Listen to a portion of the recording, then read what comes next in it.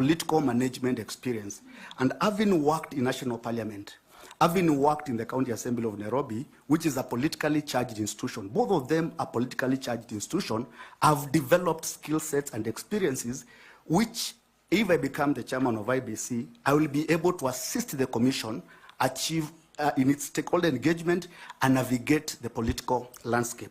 The other skill and experience which I bring to the table is public management and administration experience. I've been an accounting officer for a period of over 8 years. I've been an accounting officer of Nairobi County Assembly. Nairobi County Assembly is the largest county assembly in Kenya. Out of the 49 legislatures in Kenya, if you count Senate and the 47 county assemblies, Nairobi County Assembly is the second largest legislature. Erastus Edung Ethekon was tasked to explain to the IBC selection panel on how he will deal with the issue of voter bribery, apathy, and intimidation if chosen as chairperson in a bid to conduct free and fair elections. Erastus, a former county attorney with the Turkana County government, said the commission may need to relook the Elections Offences Act to determine whether the penalties are adequate. What are some of those measures that are needed as a way of reform, law reform, policy reform, to ensure that prosecution of those offences, voter intimidation, bribery, is taken care of? I think we've witnessed, we're not talking hypothetically, but practically we've seen in the previous elections incidences of violence, intimidation, harassment, voter bribery, and we're almost making it sort of look normal, especially voter bribery, for example. And you see, even in some places, you are told, the old ladies, mamas, they tell you, my vote is 1,000. So if you don't have 1,000, don't even talk to me. So it happens even in our rural areas. And I think, of course, there are many other factors that drive that. So we as a commission, to ensure the integrity, to ensure the fairness of the electoral processes, so that people exercise their choices on free will, not out of being induced either by money or by some treats or by force through intimidation and threats. So we need to sort out this as a country. And therefore, when you look at the Election Offences Act, we need to look at, are those offences, are the penalties in the Election Offences Act adequate? For example, I do know voter bribery will attract, for example, a fine of $1 million and maybe imprisonment of, I think, 6 months or 1 year, somewhere there. But anyway, my point is, are those penalties adequate? So we need to look at the Election Offences Act to see whether the penalties match the severity of these offences that are committed during elections.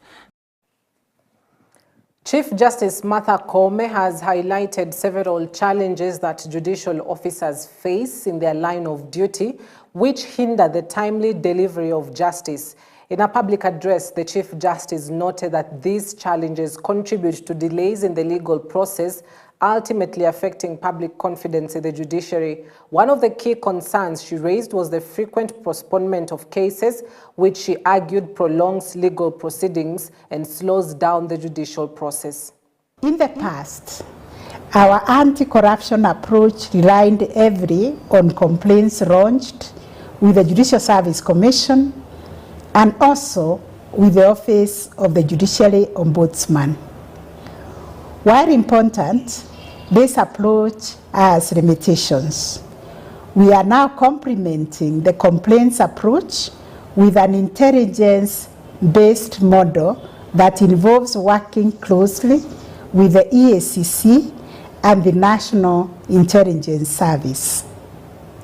This partnership allows us to proactively identify patterns, hotspots, and individuals who may be engaging in corrupt practices and to intervene early.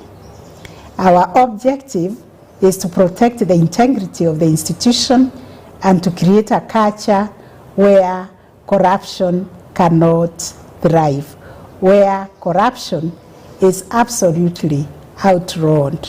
Alongside issues of efficiency, we are also grappling with renewed allegations of corruption within some of our court stations. These allegations are deeply concerning and cannot be ignored.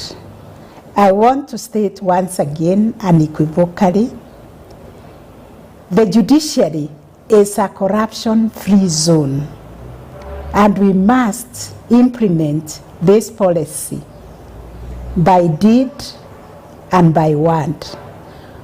And in this regard, we have adopted a zero-tolerance policy to corruption, and we are determined to enforce it without fear and favor. President William Ruto co-chaired a virtual joint summit aimed at resolving the Eastern Democratic Republic of the Congo conflict. The meeting, co-chaired by President Emmerson Mnangagwa, is a follow-up to the February 8, 2025 joint session held in Dar es Salaam. It brought together heads of state and government of the East African Community and Southern Africa Development Community, and the summit resolved to expedite the peace process by appointing 5 former presidents to an expanded panel of facilitators. The former presidents will include Olusegun Obasanjo of Nigeria, Uhuru Kenyatta of Kenya, Kgalema Motlanthe of South Africa, Catherine Samba Panza of Central African Republic, and Saleh Wak Zewde of Ethiopia. Strong foundation for our discussions today. The situation in Eastern DRC is not getting better, it is getting worse. And therefore, it is a source of concern, not just for DRC as a country, but all of us in the East African community and SADC, because it has the potential to spill over into our countries with the attendant serious consequences of displacement of people, loss of life, and the challenges of instability that it will come with it. And therefore, I want to thank all the heads of state who have demonstrated their commitment by attending this virtual meeting. It is a confirmation that we are all concerned, rightfully, about the situation in our neighborhood, and all of us are taking steps to see to it that we do everything that we can to resolve the issue in Eastern DRC to the best of our ability. Allow me, Excellencies, also to commend and congratulate our 2 brothers, President Felix Tshisekedi and President Kagame, for a face-to-face engagement that they have had in the last few days. Again, a clear demonstration on their part that they are equally committed to seeing to it that we resolve the matters in Eastern DRC and also that affect our countries and our region. Police officers in Mumia's East Constituency, Kakamega County, have successfully intercepted a truck carrying about 279 sacks and 198 packets of fake seeds at the home of a resident in Lubino area. The area police commander Doris Chemos said they received a tip-off from members of the public about the counterfeit products. Following the report, the officers conducted a search and arrested the truck along with its driver, conductor, and the owner of the home, who is currently assisting in investigations to identify the owner of the illegal business. Tulienda mahali pale na tukapata ukweli ni kwamba kulikuwa na lori tayari wamelodi hiyo mbolea na hiyo mbegu. Tulikuja na hiyo lori mahali hapa na washukiwa 3 ambao wako ndani na sisi wanatusaidia kwa uchunguzi. Tuko na driver, turnboy, na tuko na mama mwenye hiyo boma mahali ambayo hii kazi inafanyika. Ningelipenda tu kusihi wakulima ya kwamba munapoenda kununua mbolea, angalia ni mbolea ya aina gani mnainunua, na hata mbegu, angalia ni mbegu aina gani. Maana hii mbegu ambayo tumeipata tunajua ya kwamba tayari kuna nyingine ambayo iko kwa soko, na hata mbolea tunajua ya kwamba tayari kuna nyingine ambayo iko kwa soko. Ningewasihi tu mjue ni mbegu ya aina gani na mbolea ya aina gani mtaitumia kwa mashamba yenu. Na nawashukuru sana haswa mwenye kutupa ujumbe huu leo asubuhi, na nawashukuru sana pamoja na wengine. Ningeomba tu ya kwamba tupate habari zaidi kutoka kwenu wananchi, ndio tusaidiane tumalize kazi kama hii. Mbolea ambayo tuko nayo saizi ni 279 bags. 279 bags, na mbegu ambayo tuko nayo ni ile ya kilo 2 hybrid, tuko nayo 198. Na tuko na machine ambayo inatumika kushona hizo mifuko ya mbolea na hizo sambegu, na tuko na mpaka hiyo weighing machine tumeipata mali pale. Driver wa hii lori anatusaidia tupate mwenye hii biashara ni nani, ako pale na sisi kutusaidia upande wa investigations. Hizo magunia unaziona ni kama kuna zile kama mahindi, kuna zile mahindi tu zinanunuliwa tu hapa kwa soko tu kawaida, alafu wanaenda wanapaka rangi, alafu wanaiweka kwa ile package tena kwa zile kilo 2 ambayo hiyo mbegu ni hybrid. Sasa imeandikwa hybrid 6213. Na ukiangalia hizo mifuko sambolea unaona ya kwamba si zile mifuko ambazo ni genuine. Kuna zile zimezeeka, kuna zingine tayari zimeraruka. Tumefungua mbolea moja, unakuta ni kwamba imechanganywa na changarawi. Hiyo mbegu wakati unaisugua, rangi inatoka kwa urahisi, na ukiweka mali pale kwa mfereji inakuwa nyeupe tu. Joseph Cairo Wambui, alias Halif Cairo, was arrested on Tuesday while leaving Milimani Locots for his 3 fraud charges. Cairo had appeared before Chief Magistrate Lucas Onyina for a pre-trial mention in a case he is charged with cheating his clients. During the pre-trial, the prosecution confirmed that they had supplied Cairo with all documents to be relied on in the case. A new date was set for the hearing. Cairo was arrested over fresh allegations of fraud. He is being alleged to have obtained from his clients a full payment for a BMW but failed to deliver the car. On January 14th, he was released on a 1 million shillings cash bail in each of 2 separate cases, amounting to a total of 2 million shillings after spending 3 days in police custody.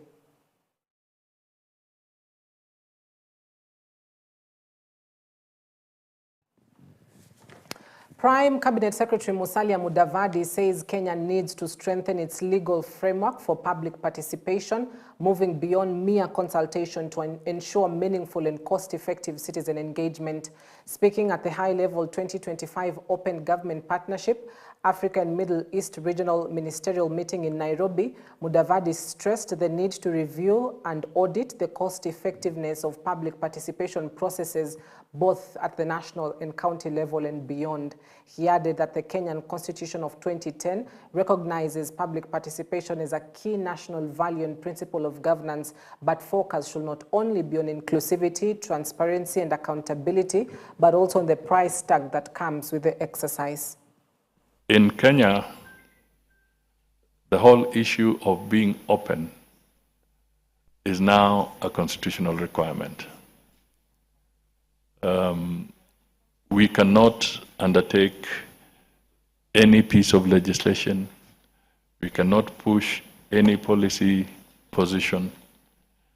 We cannot even take up a development program without public participation.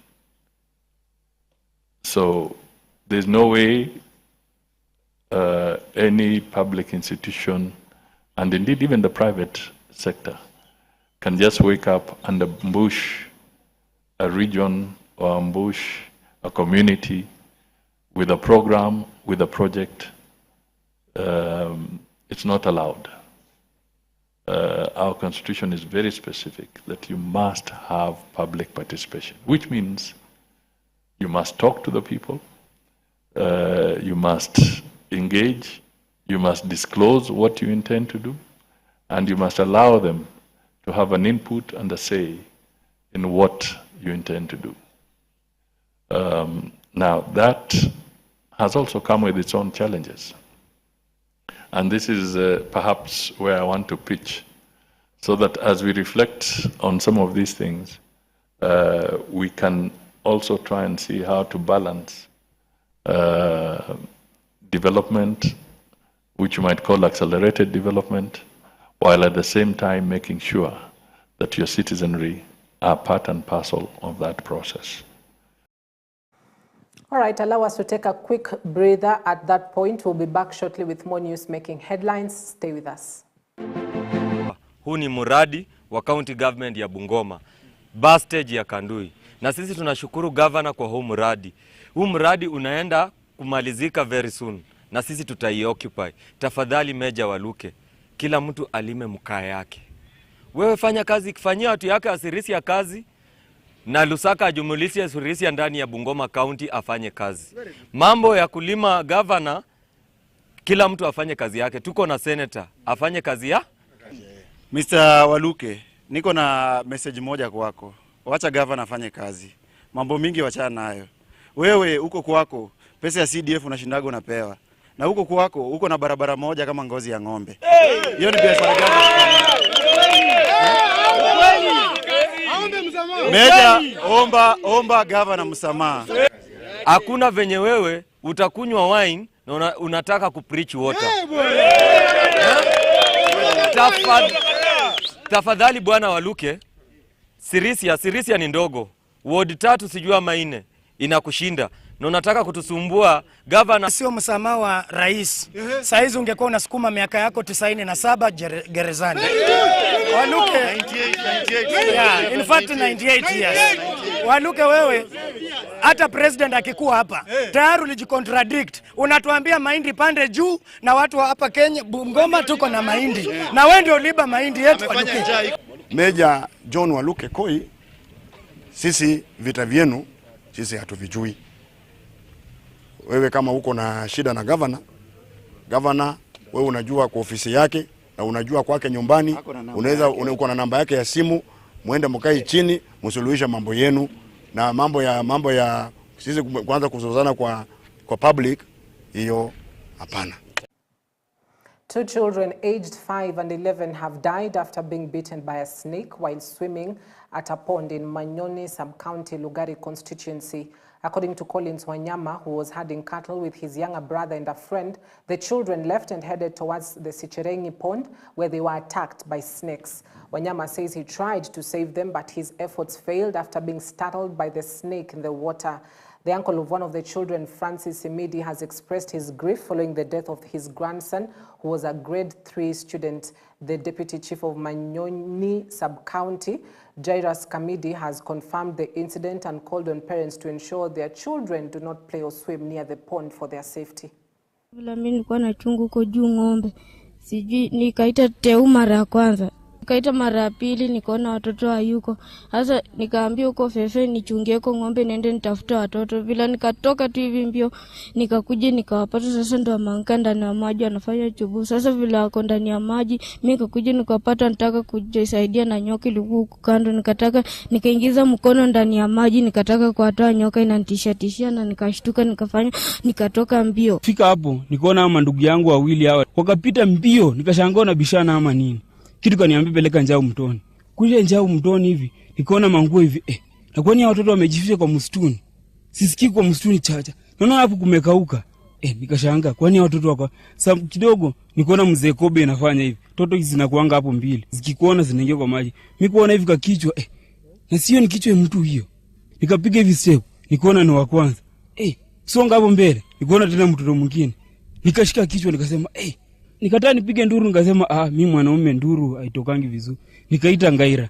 Tunasikitika kupoteza watoto wawili, mmoja akiitwa Collins Manale miaka 5, mwanafunzi wa Marula grade ya kwanza, na mwanafunzi wa pili Glenn Juma miaka 11 ambaye anasoma Bluebells grade ya 3. Ni kuwahimiza tu wakaazi wa eneo hili watangazie watoto wao na kuwaelekeza kwamba wasichezee hiyo damu, kwa sababu damu hiyo imekuwa hatari. Na pia tunaelezwa kuna mnyama hatari ambaye anaitwa nyoka ambaye pia anaishi ndani ya hayo maji. Poor health-seeking behavior amongst men has been blamed for the high tuberculosis burden in Siaya County. Siaya County's coordinator for tuberculosis and leprosy, Mary Wambura, says that out of 3,005 TB clients diagnosed last year, 57% were men, 12.9% were children, with women comprising only 43%. She further revealed that out of the 3,005 clients diagnosed, 185, which is 6%, succumbed, and that the majority of those who died were men. Wambura, who spoke during the World Tuberculosis Day celebrations at the Jaramogi Oginga Odinga University Siaya campus in Siaya town, said that out of the 185 patients who died, men comprised 55%, noting that the men often succumbed due to their poor health-seeking behavior. Highest killer disease among the infectious conditions.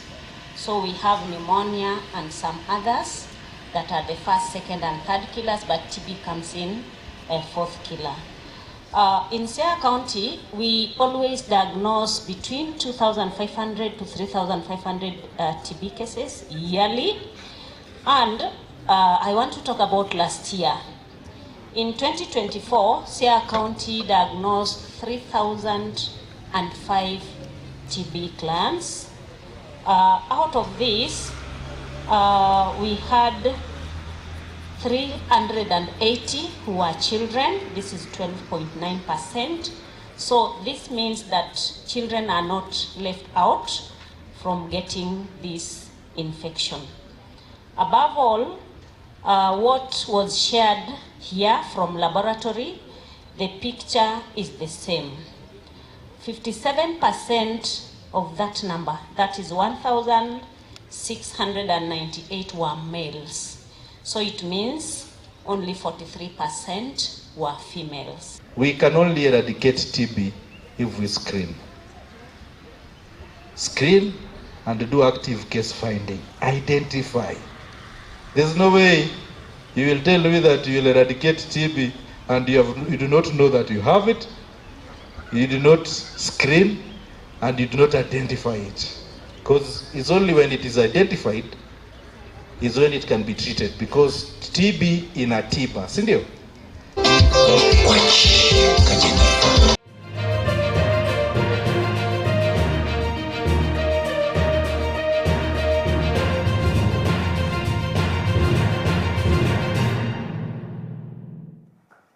Now to sports, the Football Kenya Federation President Hussein Mohamed says they are exploring the possibility of moving future Harambee Stars games from the Nyayo Stadium to Kasarani Stadium.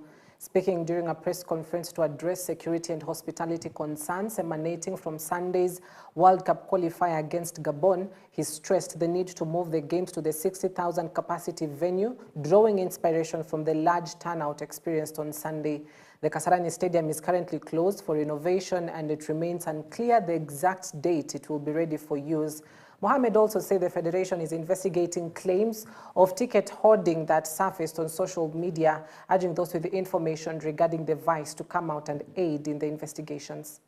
The energy and passion in the stands were a true reflection for our love for the game, and seeing Harambee Stars play at home after years away was a special moment.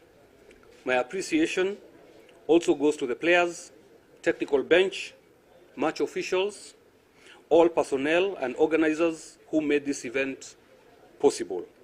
A special thank you goes to the Government of Kenya for the support offered to ensure the entire event was a total success.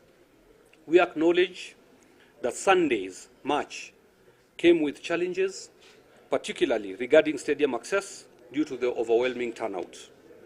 While we are grateful for the massive support, it is clear that we must improve the match experience for all our fans.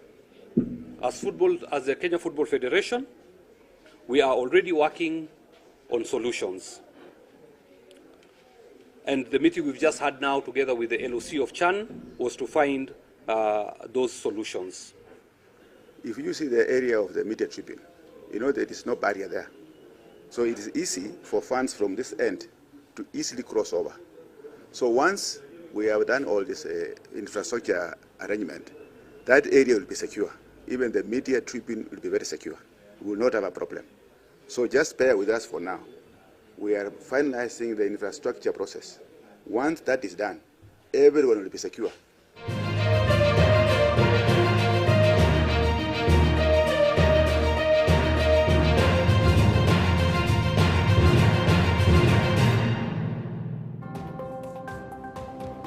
Well, that's a wrap right here on EBN Prime Edition. Thank you for watching. I hope that you are valuably informed. Our sign language interpreter tonight has been Laura Omondi. My name is Cynthia Nanjala. Good night and God bless.